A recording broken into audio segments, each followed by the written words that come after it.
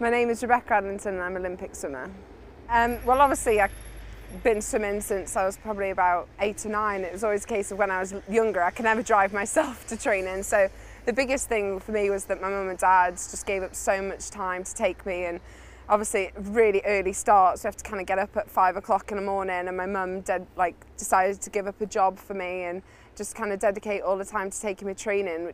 As soon as I could drive, my mum was so relieved and she was like, you better pass your test. And it was always a case of that they just helped me so much with that, but always they still help me out now, even though I'm 21. My mum comes over and cooks a meal for me every now and again, and just they're always there. Every single competition I go to, they're there cheering me on.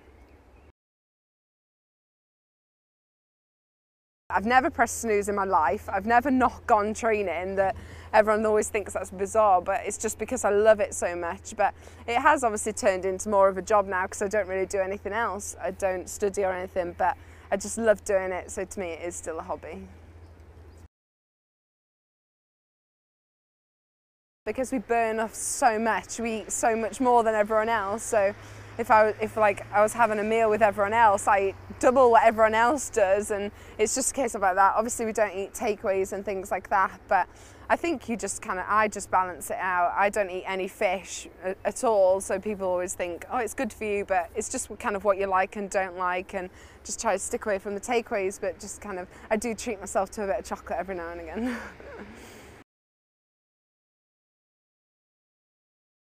No, me and Joe are such good friends, and like people always think that's so weird, but we're so close because we spend so much time together, because we do the same event, and because we have that makes us even better friends, I think. And we always support each other no matter what. That if I'm not on the podium, I want Joe to be, and I'd support her all the way, and it's always been like that. But it is individual. As soon as you dive in that pool, it is you do it for yourself. It's so individual. You're in your own lane, and you've just got to give it all you have. So I'm always going to want to win no matter who it's against, but I'd always want it, if I'm not there, for Joe to be there as well. I'd love to see a British girl on the podium if it wasn't me.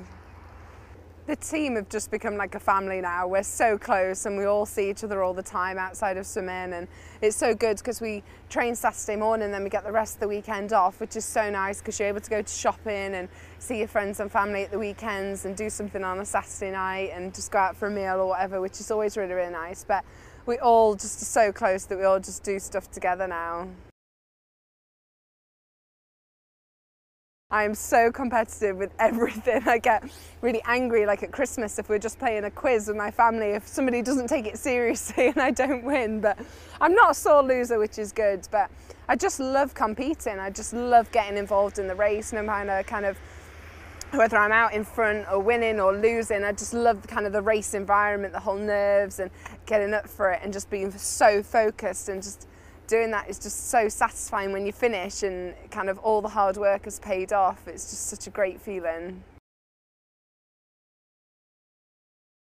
I'm so nervous before a race. It is unbelievable. Before the 800 in Beijing, I was feeling sick. I thought I was going to cry. I was like, I had to lay down. I was just like going from one extreme to the other. I thought I was going to faint. I was in tears. I was like an emotional wreck, and it's just, my coach was just like, it's your way of your body getting ready to race. But every single time I still get so nervous that you just feel sick and you're just like, oh my God, I'm gonna pass out or something. But it's that kind of adrenaline rush that you get, that you're so focused as well. Like some people like listening to music, but I just can't. I have to concentrate. I like to think of everything I've done in training, think to past experiences where I've just been working so hard, and everything that my coach has told me, I go through my head as well, and just really like to kind of fully focus and just not get distracted before a race.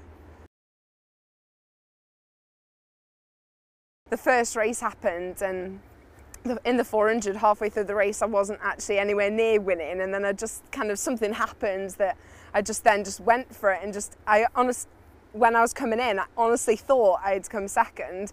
I didn't think I got the gold at all, and then turning around and seeing the scoreboard was just unbelievable, and then seeing that Joe got a medal as well, we were just so happy, and we just couldn't believe it. We just started hugging and crying together. It was brilliant, and I just didn't expect it at all, and it was then a case of just going through everything. It was just so overwhelming, the whole media and everything afterwards, but I then had to race again in the 800 and just tried to kind of keep it quiet as possible. Me and Bill went out to a different location and didn't train in the cube again, and just tried to not get sucked into the atmosphere. And then the 800 happened, and then I just enjoyed the whole experience. I was just like then a cheerleader for everyone afterwards. That was just so good. It was just such a good week. As much as I'll remember Beijing for the rest of my life, you just kind of put it in the past. I've learnt from it, and then a new competition is just a new competition, and it's just, you have to treat it so differently, and that's what I've done since, and that's what just kind of you have to learn to do. But I just think it's so exciting now with London coming up, and just now that all the fans are going to be cheering for us and not the Americans or somebody else, which is hopefully they're going to be cheering for us anyway, and hopefully just to be there would just be absolutely unbelievable.